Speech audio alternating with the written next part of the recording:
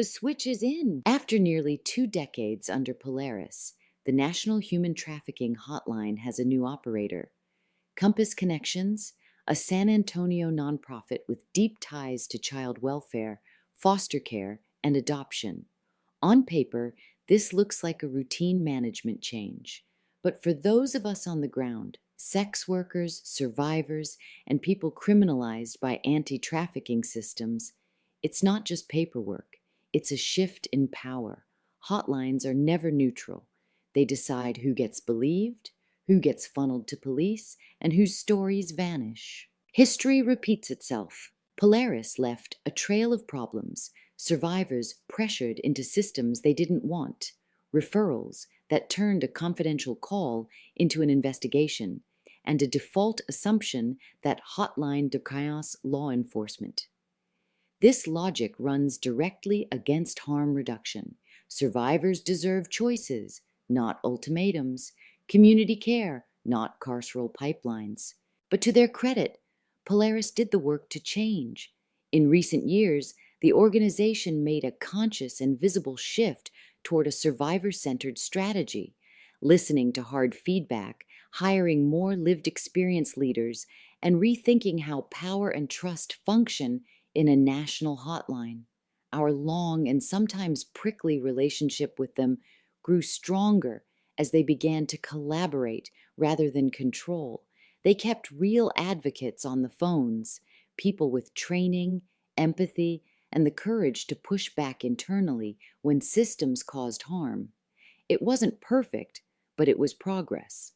Polaris continues to exist today precisely because it was willing to evolve, to repair relationships with survivors, and to center the people most affected by trafficking and criminalization. By contrast, Compass appears to be just a call center, efficient but empty, more like a 911 dispatch hub stripped of the trauma-informed core that made Polaris worth saving.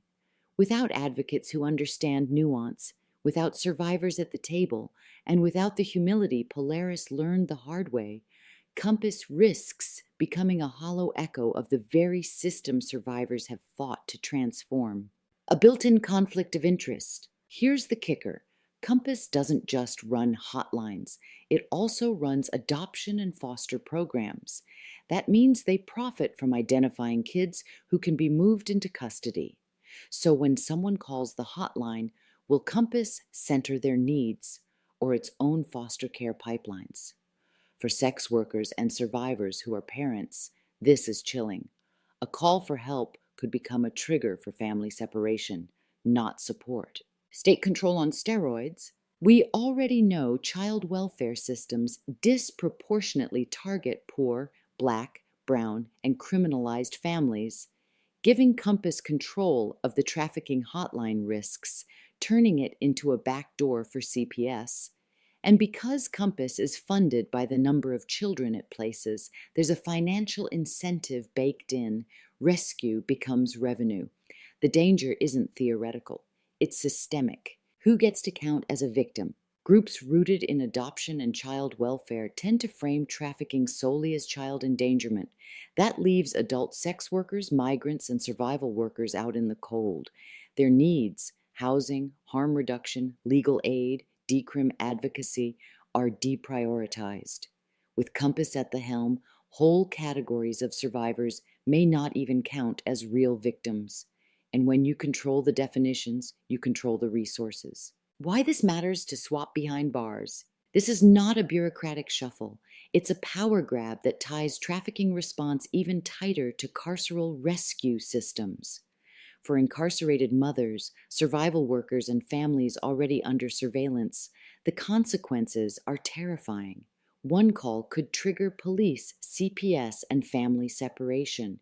A survivor-centered hotline should prioritize autonomy and consent, not line the pockets of an agency whose business includes family removal. What needs to change? If Compass is going to run this hotline, we need more than promises. Transparency about how many calls are handed to police or CPS. Confidentiality is default, not exception. Survivor-led oversight boards with real power to intervene. Funding for non-carceral alternatives like housing, harm reduction, and peer networks. decoupling from foster adoption pipelines so the hotline doesn't double as a referral system. Bottom line, this isn't hotline gatekeeper change, year 2025. It's another chapter in the rescue industrial complex rebranding itself as progress.